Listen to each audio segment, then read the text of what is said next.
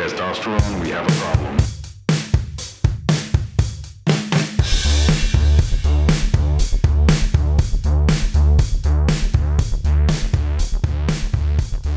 This is Outside the Manosphere, where two guys grow their bromance, non-toxic bromance, their non-toxic bromance, by exploring masculinity, manosphere culture, and joy in the stupidest timeline. Join us.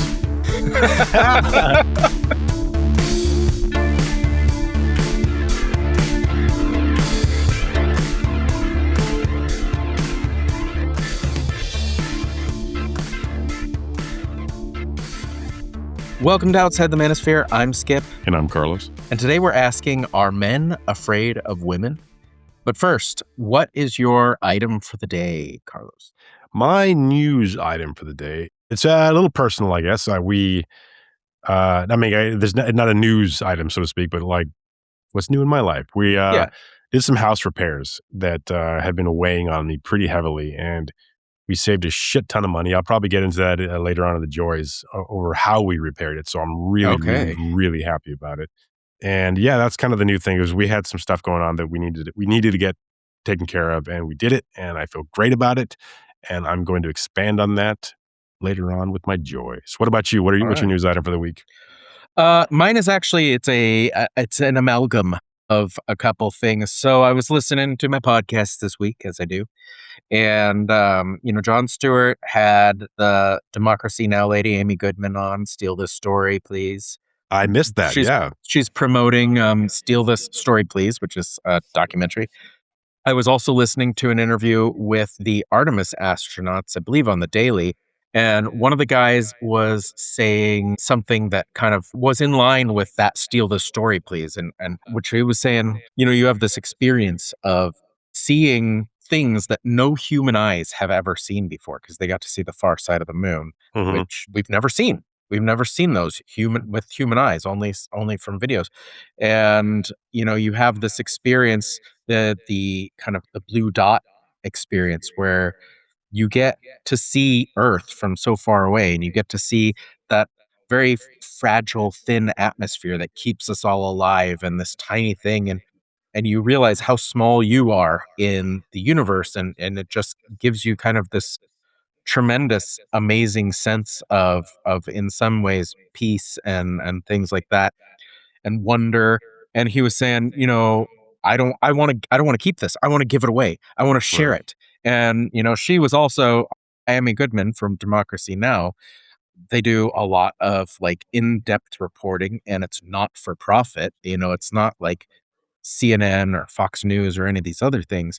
And their whole motto is steal this story, please. Like we're not trying to we're not holding back on something that we're reporting and saving it a year and a half for a book that we're going to sell 1 billion copies of and not letting the public know about it. We're trying to get news out. Yeah. And just like that idea of just selflessly giving, even though you could be selfish. And just seeing that in a couple places this week was very soul feeding for me. And it just felt like good. It felt like good news. And it is kind of my joy for the week, a little ahead of time. But, this was something that was happening this week that I was processing and listening to. So I wanted to share that. It was really nice to hear people out there delivering that message. Nice, man. Well, just as a plug, Democracy Now! It's been a minute since I listened to them. In the same way that it's news and a lot of it was negative, not like that they focus on like a clickbait type of thing, but it was news and it was hard to hear a lot. But Democracy Now! Is a fantastic source of news. They're completely independent. They don't take corporate donations. I don't know where they get their funding, but it's like individual contributions. And they've been going on for like 20 years now. And they're on YouTube, and I used to listen to them primarily on podcast. A lot of indigenous news, a lot of feminist news. Really, really good stuff, and I highly recommend it. Amy Goodman is amazing. She's legendary. And then the other thing you reminded me of was, I forget the guy's name. I think he's already passed away, but he was an astronaut, and he had described that exact same thing where he just found clarity, like seeing the Earth from far away. And a lot of astronauts have reported that very thing, but he had like a mystical experience over it, and he started, I think it's called the Noetic Institute for Sciences or something like that. But it's like a big, like woo-woo institution. And you know what, I've kind of pledged to myself to stop saying woo-woo, because I say it for you, and I say it for other people, but I don't feel like that really does it justice. But anyway, Sure. it's like a very spiritual leaning institution where they explore like consciousness and all that stuff. So yeah, it's like a real thing, and these people aren't like, you know, bumpkins reading chicken bones in a Right. in a clay pot. They're Well, educated, there you go. and yeah. You've alienated two of our listeners. Our crucial bumpkins reading chicken bones in a tin pot demographic. Yeah, I've just isolated our witches. Damn it. Anyway, yeah. So, yeah, I like both of your news items. This is what I'm saying. And yeah, high five, virtual high five.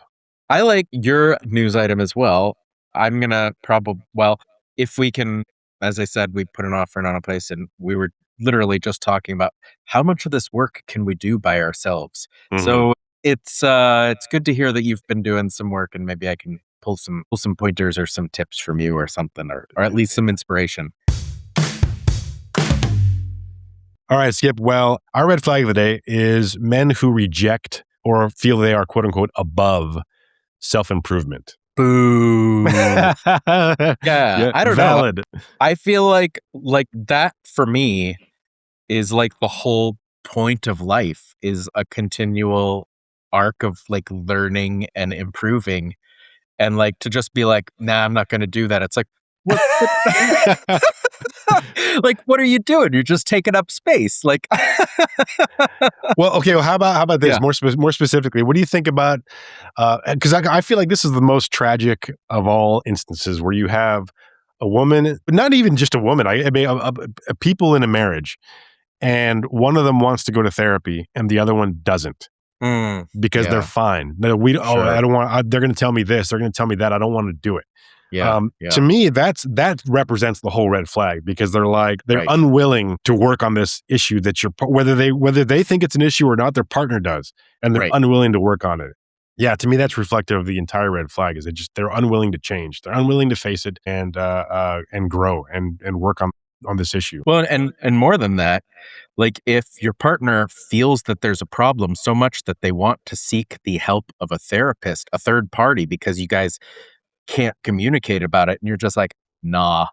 Like it does show like that kind of intransigence to outside feedback or the idea of changing or improvement.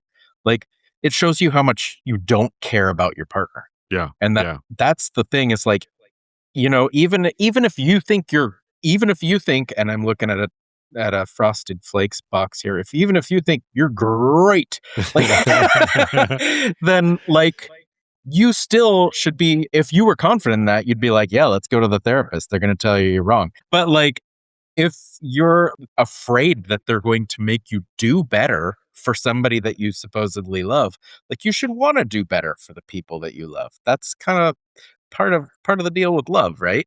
Well, and I think that that's a reflection of like other things around the house. You know what I mean? Like I can picture the same man, and in this case, I do say man, sitting on the sofa, unwilling to take the garbage out, or unwilling to like help with the dishes, or unwilling to do something. Like he just folds his arms up and he's like, I'm not doing it. I'm not doing it. You know what I mean? Like it's going to get done by one of us, and that person is not me. And I kind of think it's the same thing. Like we have this issue. You're presenting a solution. You're asking for help with the solution. Right. And I'm not going to do it. I'm not doing it. This is going to resolve itself my way by just sticking my head in the sand, and we're going to continue on the way we are, because I don't want to participate. Yeah, well, it's sort of like an emotional terrorism, or little emotional chicken, where it's like, well, I'm not going to do anything. Yeah. Let's just see. We're gonna run at this problem, and one of us is going to veer off track, and it's not going to be me. And it's like, it's very self-centered, right? Yeah, and I get I get the fear about going to see a therapist. I mean, like it could be scary to like when you're, especially, but it all comes down to fear, right? Like you're afraid that the therapist is going to tell you something you don't like, and that not only that, like you're going to actually realize it's true, because the people can. It's like the, you know, what is now becoming our anthem of Roadhouse, you know, where the guy's like, where he says, be nice. And then the guy's like, what if he calls my mom a whore? And he's like, well, is she? You know, You it's need like, to face that. You need to right, face yeah, that. like if the therapist tells you something that's not true, you be confident. Like the thing that you're afraid of is that something's wrong and you're going to find out and you won't be able to reject it. That's it right there. You can no longer deny it. Once an objective third party has said, this is what I'm seeing, well, that's two people now that are seeing it. You know what I mean? Or maybe not. Maybe it could be the opposite way. But yeah, and I think the other thing too is, I don't know. I guess a man might see a woman therapist, a female therapist, and be like, well, no, that's going to be 2 against 1 or something like that, or she's going to see it your way Sure. because you're a woman. Yeah, I don't know, man. I think that's just it's a ridiculous viewpoint, and if they're rejecting therapy, I mean, what else are they rejecting? It's like, it's not even just a male thing. I think of it also specifically of a classmate that I had in school recently, and during exams, it was a performative exam. We had to do like a mock scenario, like a medical scenario, and like we were all just like super stressed out. But this one woman, young woman, she was top of the class, and like she wanted to be top of the class. Like this, there Yeah. was a lot riding on it for her. She didn't want to lose her position, and she was pale, and you could just see she was sick with worry. And I asked her, I said, "Hey, have you ever considered because I was stressed out too, but not like that." Yeah. Right. And I was like, "Have you ever considered like meditation, like to just kind of relax a little bit?" And Yeah. the look on her face that she gave me was like, "Get the fuck out of here with that." Like it was, you know what I mean? And there was no chance I was going to reach. Sure. I was going to convince her like meditation can really help you, and it absolutely will. She was like, "Yeah, fuck off. Like I'm not doing that stupid bullshit." You know what I mean? And because she regarded it as ridiculous, she didn't take it seriously. And I think that is representative of a lot of these guys that have the same attitude towards therapy and self help and self improvement. It's not going to work. It's stupid. You know what I mean? Sure. And I will say, so I grew up in a family that believed in therapy, and I didn't go to a lot of therapy, but I'd been to, over the years, we moved around a lot. So every once in a while, I'd go to the child's therapist or whatever.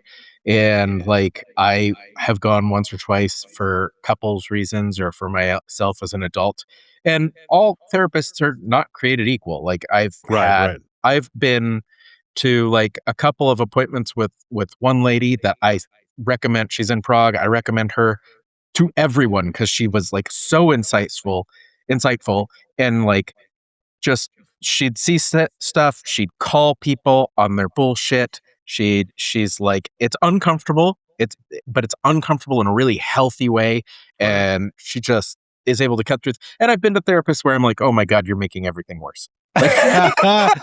So realize that if you're a guy out there and you're afraid of going to a therapist, for one, man up. If as we like to throw that red flag out there by saying that, but this is kind of man up in a healthy way, right? It's like man up and actually look into yourself and confront your fears, but also realize that a therapist is not necessarily the end all arbiter of everything, and they're also people, and in many Yeah. cases they get into therapy because they're troubled people and they really want to find out about themselves. So finding a good therapist might take time, and you should listen to what they say. Absolutely. If you disagree, if you don't like what they're saying, that's not a good enough reason. You have to judge based on the merits of it and actually be open to changing and things like that. But therapy, even though I think it's natural, and my wife, same thing, it can be intimidating and a little you're going to go do something uncomfortable, but the whole idea is that it's uncomfortable and it helps you grow. And Right. that's what it should be. And that shouldn't be a scary thing. That should be something that you can feel fear, but you shouldn't be afraid to then do it, even though it's kind Right. of frightening, possibly.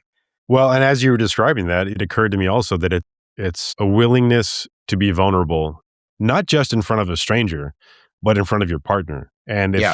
if you're a macho man, you don't want to not necessarily, but a lot of these guys don't want to admit weakness. They don't want to admit their own Sure. insecurities. Now they got to do it in front of two people, and one of them is their partner that they're supposedly super strong for. You know what I Right. mean? It's a big vulnerability, but it doesn't have to be a vulnerability. It's just a humanity thing. You know what I mean? Just go there and let it all hang out. Or the flip side of that is if they've been doing the man keeping thing where they're only sharing their vulnerability with their significant others, and they can't even communicate with their friends, then talking to somebody outside of themselves probably is like a huge block that they've got, which would be a good one to tear down. But it's clearly something that's, dyed in the wool, so to speak, if they can't communicate with anybody else. Well, and I think also a lot of it too is maybe an unwillingness to go see a therapist to talk about these issues is because you're being a shithead, and all that's going to come to light. Like it's going to be obvious. Like this is Right. something that you're making your wife do this stuff, and like suddenly you're forced to face it or admit it at the very least. You know what I mean? And that's also tough. But just stop doing that. Change your behavior. And, and the other thing too is, I mean, this doesn't have to be self improvement doesn't have to be therapy. That's just Right. what we jumped on right away. But like I had said before, I was told by someone who'd been in therapy for years and years and years that the self work that I did on myself through meditation and through like all my little spiritual stuff was the same for this person as years of therapy was for them. Yeah. You know what I mean? Because I like the stuff that I faced, the stuff that I admitted, the stuff that I was open about took them years to get through and assistance to get through with another person kind of walking them through it. And I had the same assistance. It was just, my little rabbit hole of like guided meditations and the things that I was interested in. And it just kind of unlocked a lot of stuff. So you can do it on your own. I wouldn't recommend it. I think I just got lucky the kind of the direction that I fell into. But like you can teach yourself how to be a better person. You just have to commit to it and have an objective. And you can do it privately if you think if it's embarrassing to like be seeking out help. You don't have to talk about it. There's books, there's self-help, there's jillion self-help books and that are really, really Sure. effective. There's gurus aplenty on YouTube and there's lots of things you can do. And no one has to know about it. And I think once you tap into it and you realize how helpful it is, that's not going to matter anymore. You're going to be singing their praises once you get through it. Yeah. Well, listening to, like one of the things men are like on some level okay with improving. Like one of the things that we talked to Michael about a couple weeks ago was men going to the gym after they break up. And like, so men are generally okay with going to the gym and they like improving their body and they like improving their health in that way. And of course, they like the response when people see a difference, whether it's losing weight or popping their biceps or whatever. Men generally like that. And we just need to be okay with doing that in different arenas. Like it's okay to learn things. It's okay to work on, your psychological or your emotional things and just like think of it as different arenas of like, I'm going to the gym for my emotions or, Yeah. or whatever. And people like, unlike the gym where, people immediately can see a difference, people that interact with you will notice a difference. They'll be like, Yes. you know what? You seem a lot happier or you seem a lot this. And I guarantee you, if you're a shitty, angry, terrible person with muscles and you're hanging around with people, they're not going to be as complimentary as if you're a kind of even like, let's say, schlubby guy, which Mhm. apparently is one of my favorite words. If you're kind of a schlubby guy who's just a delight to fucking be around, Yeah. women and other people will want to be around you more. For sure. For sure. Yeah. And you made a good point though. I think if you're on the other side of this where I mean, whether or not you're the one kind of prodding somebody into self-help, I think it's important to comment, whether it's like somebody physically changing. It's like, hey man, have you been going to the gym? I see Yeah. your guns are really shining. You know what I mean? Yeah. Like comment on that, or like from my own experience, whenever someone does something that I can't do, whether it's physical or emotional or intellectual or whatever, I comment on that. I'm like, bravo. Yeah. Like that was amazing. And I think that goes so far for people because they're like, yeah, that thanks, man. Like they feel fantastic about it. It's an expression of kindness. It's an expression of it's generosity. And it really makes them feel good for something that they should be feeling really good about. You know what I mean? And I Yeah. think that they can reflect that in their own character later on for somebody else, hopefully. You know what I mean? And so it's not just like, hey, I'm seeing your muscles are bulging, or that's a nice haircut. Like, hey, Right. what you said to that guy earlier, that was really nice. Or what this action that you just took. I think with my paramedic coworkers, I'm like, man, that was impressive what you did and your medical knowledge. Like, I'm happy to tell them like that was great what you just did. And Yeah. I often do it because people need to hear that stuff. People need to feel good about what they're doing and how they're appearing. That's a red flag. Guys, guys specifically though, who are above self improvement. If they're unwilling to see a therapist, to work on themselves, it's a red flag that I think can be corrected, but just take note of it. Well, and the thing that this makes me think of the most is the manosphere and the like incel culture. And if you are unhappy with something, wallowing in that place and not trying to do anything about it, man, I struggle with how to say this, but I have always had a problem with people that complain but do nothing. Like, I Right. have a personal rule that if I'm going to complain about something, I don't have the right to complain about something unless I'm trying to do something about it. And if you're just going to complain and not try and do anything about it, just shut the fuck up. Because like if you're and I know that that's like kind of hard and maybe even a little bit toxic, but like it's a good thing to talk. It's a good thing if you're having Mhm. problems to talk and to vent and try and get some things out. But if you're just going to complain and you're not trying to change and you're not trying to get better in the ways that will improve your life, I don't know, man. It's really hard for me to have a whole lot of sympathy for just Yeah. wallowing. I totally get it, and in general, I feel the exact same way, but when I really unpack it, I realize that the underlying issue is that they're unhappy, and I think Yeah. that's that and the worst part is that they don't even realize it. They're just there like, "I'm a victim. This is happening to me, Yeah. and there's nothing I can do about it, so why should I try?" Well, the reason you're feeling that way is because at your core, you're unhappy, and if they can awaken to that, well, then the self-improvement just comes because who wants to say, "Yeah, I'm super unhappy, and fuck it, I'm just gonna sit here in my misery." You know what I mean? Like I think people when they acknowledge that they're unhappy, they start clawing their way back up. You know what I mean? Yeah. And yeah, I guess that's kind of the first step is acknowledging the reason you're feeling this way is because you're not a happy person, and you can change that. You have to first face the fact that things aren't going your way. You know what I mean? Yeah. Well, I think it all comes down to like literally what you said. This is the first step. Like that's what it is in a lot of programs. Like the first step is admitting there's a problem.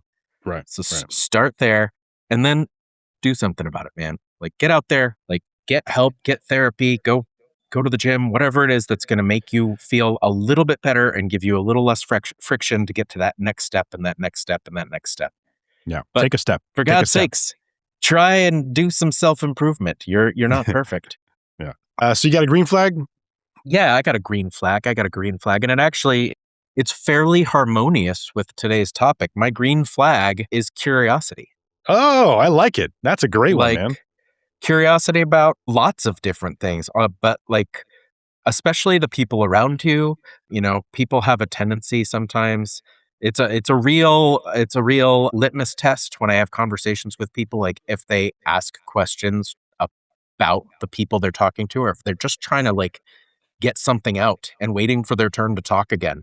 Like it Mm. tells you a lot. So having curiosity about things in general, but especially of the people around you and the things that they're interested in. Huge green flag for me. Huge I green like it. flag. That's Yeah.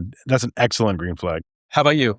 So mine was pathetically pedestrian when compared to yours. So I'm switching, and this one is also pedestrian, but this one is, I think, it is better. So Okay. my green flag is if a man can sit with his legs crossed tightly, not like leg across, like horizontal across. You know what I'm saying? Like if a man can sit, Like European style?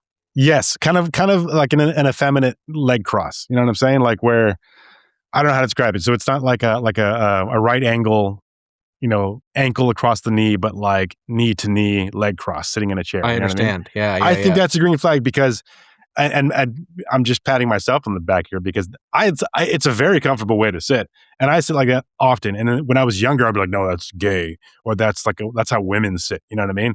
And I think some guys are like, no, because it's uncomfortable because like my balls are so big, sort of thing. You know what I mean? It's yeah, like, come yeah. on, dude. It's like you can sit very comfortably that way. So yeah, I think if a man is confident sitting like that, I think that's actually a really green flag. I will agree with that. I can't sit like that. It's not comfortable for me. So I wouldn't say it's a red flag to not sit like that, but I do think sitting like that is absolutely a Yeah. green flag. I Yeah, agree. yeah, I So I yeah, agree. Yeah, no, and I sit with my ankle across my knee from time to time as well. It just yeah, depends on how I'm feeling that day. yeah. But yeah, I mean, you can. I guess so. Most people can sit very comfortably that way, despite having a huge member. Yeah. Yeah, I mean, you could go down the rabbit hole, right, with like man spreading and all that. But yeah, Yeah. I think absolutely there are, weirdly enough, green and red flags for the way that you sit. And that's a green one. I'm down.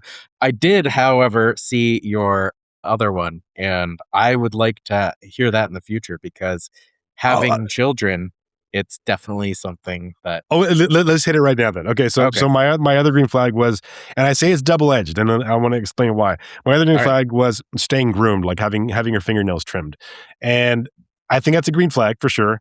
It could also be a red flag because somebody obsessed with their appearance can be a narcissist, can be just a real douche. But Yeah. I think having clean fingernails and keeping them nice and trimmed is a nice thing. I have to say, I don't know about everything. I'm not like super particular about grooming, but like fingernails, getting my kids to clip their fingernails. My older boy finally does it and pays attention to it. But I've for years when like they're, it's something that you notice in children and old men. Like their Yeah. nails get really long Right. and gross.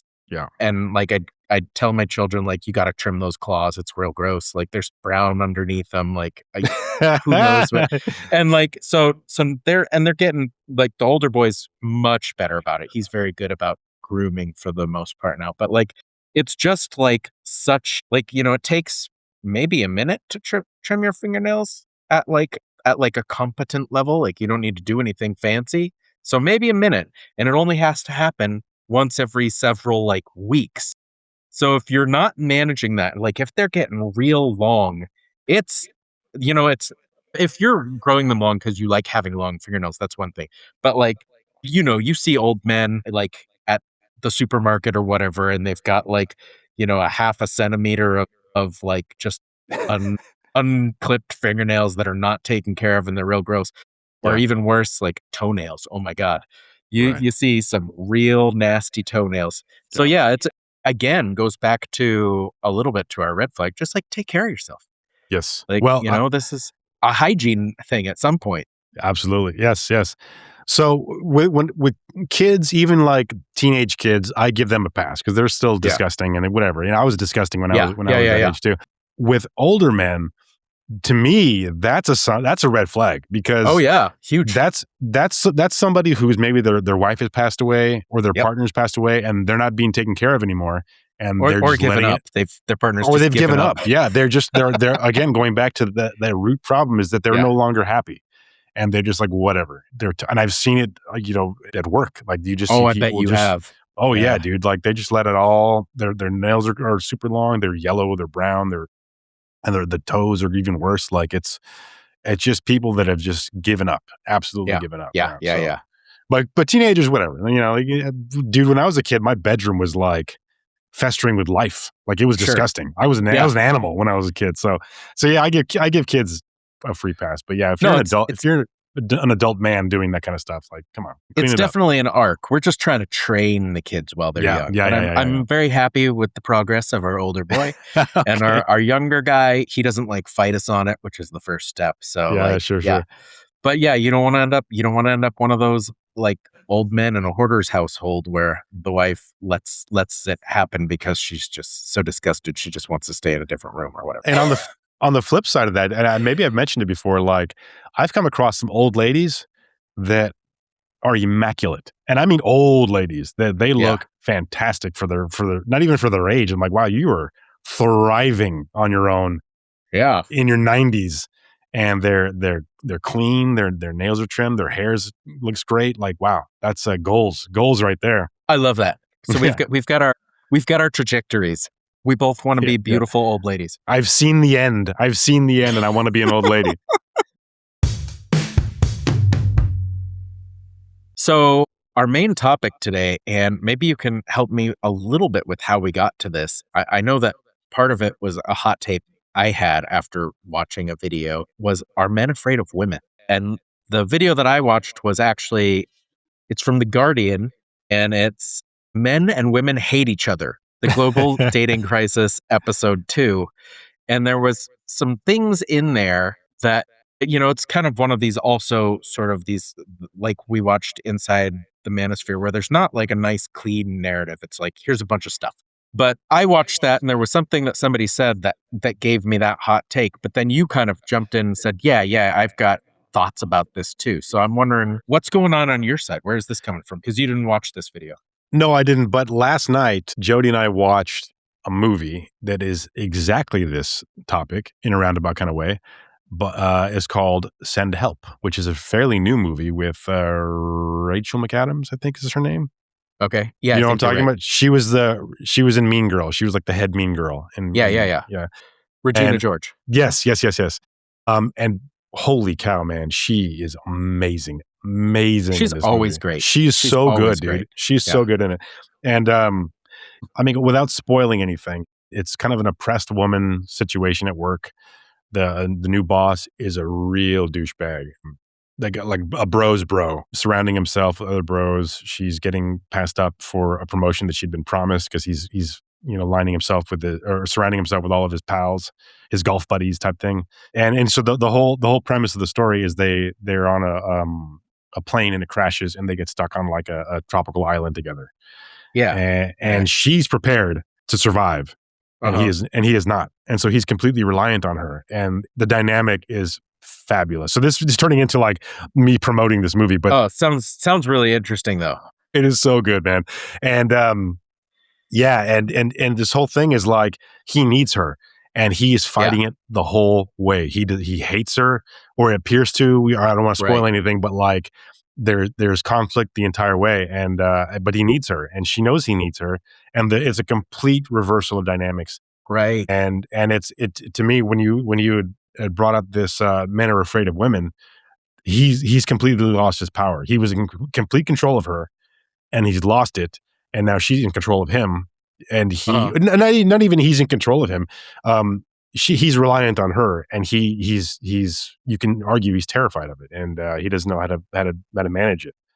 I guess in more of a sociological perspective, I think starting with the feminist movement, and not even the feminist, but I mean the women's suffrage movement way back when, men are terrified of losing their authority over women, because if they're independent of men, well, how are they going to stay in control of them?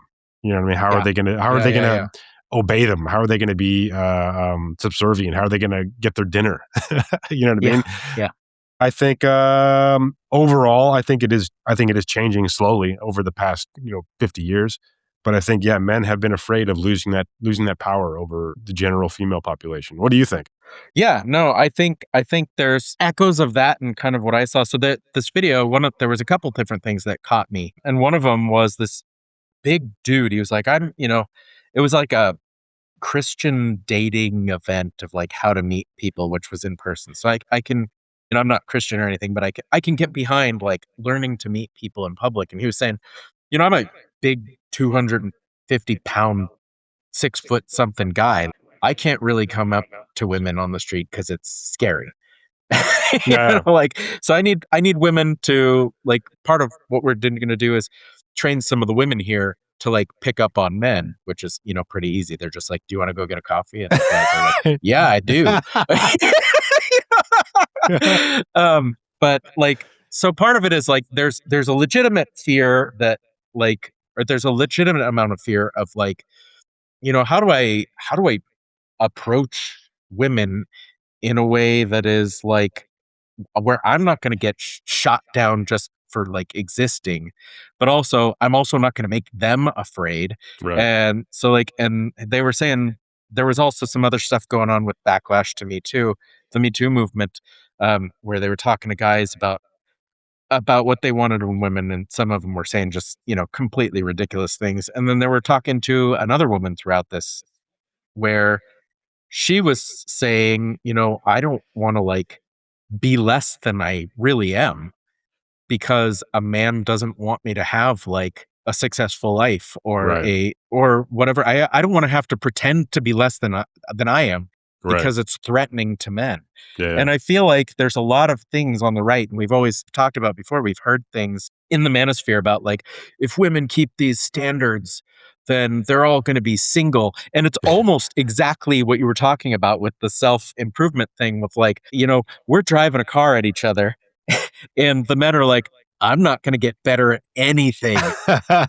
Women, you need to lower your standards. Yeah. And like, you need to lower your standards and you need to be subservient. And women are like, but I like being a human being with all of my faculties. And I'm looking for somebody that will treat me as such. And like, it really rang as, not that women hate men, but like men are afraid of women.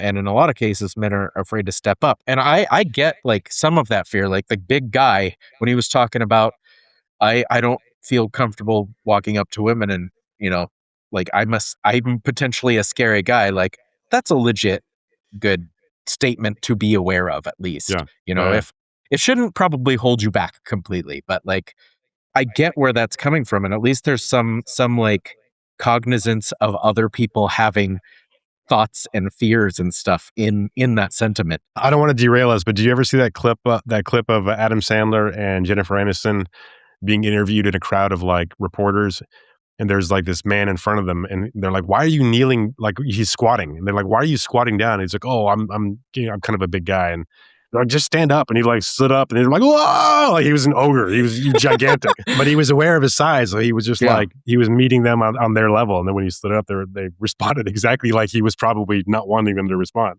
Right. Yeah. So an awareness of the fear that he could inspire. Yeah. Well, when you talk to, because you've got some pretty macho men up there where you live, when you talk to those guys, what are your feelings about how they talk about women? Like, we're thinking of a certain kind of guy that's probably disrespectful of women and whatever, but like, where does that come from for you? Where does what come from? I guess I don't understand. The disrespect and the hate in the manosphere of women. So I don't. So I guess up here I don't really see that. I mean I see more like we talked about before, a race thing. A lot of the people that I interact with are married, so like they've already like partnered up, and they're not, they're educated to a degree. They're paramedics, so I think I saw more of it in the Czech Republic, to be honest. But I think, to answer your question, I guess really it comes down to sort of life experience and maybe even education. I think and I don't mean like you got to go to college to like treat your partner right, and I just mean like how you're absorbing your education, whether it's elementary school or middle or high school or whatever, and then like the people that are surrounded by like I guess I don't have a good answer to your question, but All right. I do see it. I do see it in areas where education is lacking, where funding is lacking, resources are lacking, and again, it could all just boil down to like I'm living in lack, and it's made me unhappy, and I'm going to just tear everything down around me because I'm unhappy as well, and I don't realize it. The one thing that I constantly come back to in talking with you about all these things is just how much of this stuff really genuinely comes down to not being mature. Like the whole thing with this Guardian video, the name, like, men and women hate each other. Like, this is second grade. This is girls are icky, and boys are icky. Yeah. And it's like, I'm going to paint this entire gender a certain way because it's very comfortable for me to do. And like, that has gotten complicated as I've gotten older, because now I don't like this gender, but I also would like to have sex with them. So it like turbocharges it, but it's fundamentally not any more mature or well thought out in many cases than it was in grade school. And like, I hope that kind of people, in the same way that like racism doesn't usually survive contact with people of different races. It doesn't usually survive well, which is why college has a tendency to make people less racist and things. Yeah. It's not just like they're taking like indoctrination classes. They meet people that are different than them. They're like, right. Oh, these are not Satanists. But like, hopefully people go and actually get off the internet, because I really think a lot of the problem in the world right now has to do with we get on the internet real young. We don't allow ourselves to develop as human beings, and then it intensifies all these crazy, immature things and Mhm. prioritizes them on an algorithm to keep you clicking. Like, go out, meet nice people, and get friends, and like just see the world, man. Just get out of your house, for God's sake. And then when you get out of your house, look up off of your phone. I You did know? see I did see a couple of, like, maybe about 14-year-old boys riding their bikes, down we live on a slope, and they're riding their bikes down our road, and they were, like, doing wheelies and stuff. I'm like, "I don't see Nice. that. You don't see that every day." It's great. Yeah. Okay, I wanna ask you a question before we move on to our joys here, because I don't know, we got a little time here. All right. I don't know what you said during our topic on men hating women or women hating men, but a question occurred to me. When was the last time you were hit on by a woman? Oh, yeah, I don't know. I think it's been a little while because, I'm sort of an older gentleman that wears a wedding ring, and Sure, yeah, yeah, yeah. I got hit on a lot when I was younger. Did you Like, really? oh yeah, I don't say that with surprise, like, "Oh, this guy." No, but, like, I didn't. I never got fucking hit on. oh yeah, I got hit on constantly. Like, Oh, man. up up into like my late 30s.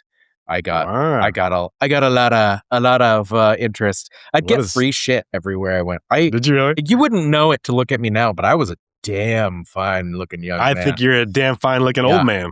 yeah. So yeah, no, I got hit on a lot. Now I'm a little bit older, and like, I mean, like, you get the comment of like, "Oh, do you have a brother?" Like, from women that, I don't like just randomly meet women. So it's like women that know my wife or something Yeah, like yeah, yeah. that, or like, "Oh, I wish we could find more like you." But that's not exactly hitting on you. It's like No, just no, kind of it's a nice it's kind of a compliment. compliment. Yeah. Yeah, yeah, yeah. But yeah, I don't get like hit on because I don't know. I'm an older guy, and I'm not like, I don't know. I don't think I'm not anywhere where you would find people hitting. I did have a woman approach me to buy a phone for her in exchange for sex at the mall. Oh, well, that's special. I don't count that.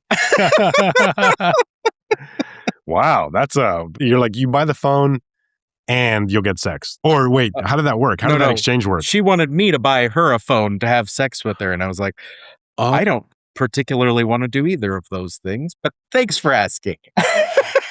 you're like, but I appreciate the offer. Out of this entire like place, what made you hone in Yeah. on me, I What made wonder? you come to me? It's like the time I had a group of kids ask me if I knew where I could get them heroin. I'm like, why are you asking me that? Right. What is it about my my character? look? Yeah, Yeah. exactly. Like, I don't know where you can get heroin. Yeah, I don't know. What about you? When was the last Uh, time you were it's it's been a long time. I mean, it was usually like, you want to get coffee sometime or whatever. And I always had a girlfriend Sure. or that Sure. kind of thing. But man, I always felt on top of the world when a woman would not even like hit on me. I wouldn't call it hitting on, but like expressing an interest and like getting to know me further. Yeah. Yeah, I always felt really, really good after that. But it's been a Yeah. long time, man. I've had and I could probably count on both my hands like how often that's happened. But I guess recently, I think, the passes have become more body language. Not Uh-huh. even like passes, but like, how you can just tell when someone's kind of, you can just read the body language a little bit Yeah. where they're Yeah. Yeah. they're at least they might find you attractive. They might not have any interest in exploring that further, but like you Right. can just see when their response to you, which Sure. that Sure. always feels Sure. good for me too. And whether I'm imagining it or not, like who cares? Like I feel Yeah. good afterward. You know what I mean? But yeah, no, it's been a long, long time since some woman has directly asked me out or like Yeah. or given me a direct compliment like that. So Yeah, no, it's part of why I kind of never learned to ask women out or anything, because I went from I was like, when I started to kind of turn on, I was like, I was a fat, real fat kid, and then I lost. it's just the way you said it, man. It was funny. Yeah, That's all. yeah, and I had like long greasy hair and Yeah. stuff, and then I like lost a ton of weight and cut my hair, and immediately like women were interested, and throughout my entire time where I was ever dating or anything like that, I never really had. I always, my move was, I'd say I was the bait and tackle. I acted like bait until they tackled me. And so I never would make the moves. It was just like, I'm just going to be here. And there was a downside to that, which was that, you were somewhat at the whims of who was going to be temptable. But for the most part, it worked like 98% of the time. But yeah, as a man, older, doesn't happen so much. I do get flirted with at the gym, or at least something like that from other gentlemen, but not so much from the ladies now. Yeah. Well, I can tell you, like, walking into a place like to get a sandwich or whatever in uniform, that Oh yeah, I'll definitely get some like batting eyelashes, which is really nice. That feels really good, because a lot of times they're not like they're younger women, even like they're just, and not that they're like, oh, I'm interested in a relationship with this person, but Right. like, yeah, they at least notice the uniform at least, so that's pretty nice. That's it makes me feel good. The end of my story.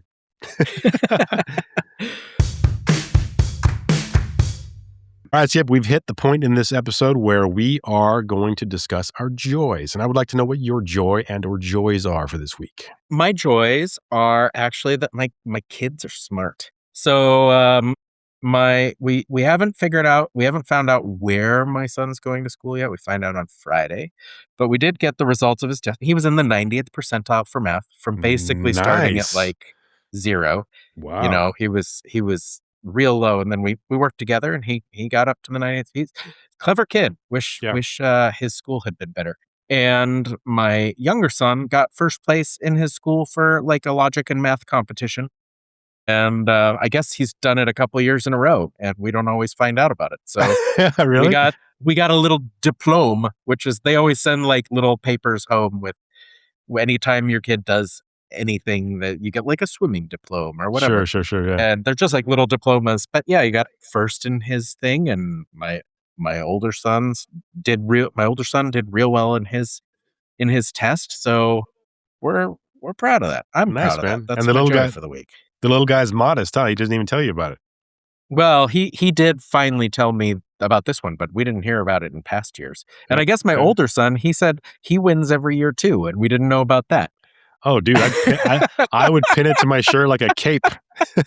Yeah, like I would expect it, because like we do lots of like, very complicated like strategy games in the house, way before. Like my little guy and my older son did this too. Now he's old enough to play everything, but they learn to play these games that are like for 14 plus at like 8. Right, And right, we've right. talked about that before, and like they're not gonna win most of the time, But they're thinking, yeah. they win a couple times every once in a while, and at those ages. And like I would expect in a logic test that they'd crush their classmates. Yeah. So Well, I gotta say, it's man, nice to see that. it doesn't surprise me at all. Like knowing you two, like you and Jess, it really doesn't surprise me at all. I mean, that's great. That's great to hear. But I'd be surprised if they were doing poorly, just knowing the household that they're in. And what is your joy? So I mentioned earlier that we did some exterior house stuff. So like we got a fence extended that our fence was coming down and it needed to be replaced. And all that stuff costs money. It sucks, but like whatever, it needed to be done. And it's just a relief that that's over with. And then we had, from the day we moved into our new house, our exit door through our kitchen, it's on like a deck, and you got to go down some stairs to the driveway, and like it's been sagging. Like, because they did a bad job, like creating the deck. But the deck itself wasn't bad. It was just kind of like rotting at the posts. And it's just been like a thorn in my mind for a year. And I just haven't wanted to deal with it, because it's like, what am I going to do? I don't know how to deal with it, blah, blah, blah. And my father-in-law kind of like just took me by the ear, and like he brought his buddies, and they came at like 8 in the morning. It was just 2 guys, and they're both like, one of them is in his, I guess one's in his 60s, one's in his 70s, and my father-in-law was in his 70s as well, and gave me about 10 seconds of pleasantry and started like hammering away at the deck. And dude, in like 2 hours it was fixed, and just watching them work and kind of being their gopher, and just like running around and bringing them tools and like using my muscle where I could, because they're not young men, older gentlemen. Yeah, but just seeing their dynamic together, and their kind of problem solving, and their competency, and their willingness to do it for free, and just give me their time. Dude, what a joy. And I'm so grateful. And this problem is solved. It cost us thousands of dollars less than it would have replacing the whole deck. And man, I gratitude, like I can't, saying I'm grateful like just doesn't cut it. Like I'm so grateful for what they did for us. So yeah, that's been my joy for the week. Sounds like A+ mansmanship. It was. Like, it was. You're showing off, you're being competent, you're helping somebody out, you're doing that men's shed thing and standing side by side and like interacting in a way that's comfortable for even old men. Yeah. Like, that's cool. Yeah, that's man. great. It was cool to see. It was cool to be a part of. I'm so grateful for them because I mean, it was absolutely, they volunteered their time to do it for no reason at all. And they did it for my father-in-law. And I mean, I know them too, but not well. Yeah. They're his friends, and then I'm so grateful for my father-in-law to like, who stopped waiting for me to take action. And he just like, all right, we're doing this. You know what I mean? And we did it. You know, I very, very grateful for that. Well, thank you, Carlos's father-in-law. Yes. Thank you, Jody's dad, for being a real man. That's all I got, man. Someday we'll make it, Carlos. Someday we'll be real men. Real men. Someday we'll be real men, right? Thanks for joining us. New podcasts every Wednesday. And if any part of this show has resonated with you, let us know at outsidethemanosphere@gmail.com, Instagram, Facebook, or YouTube. Please like, rate, subscribe to the podcast YouTube channel, or recommend us to a friend. Hasta la pasta. Mission accomplished.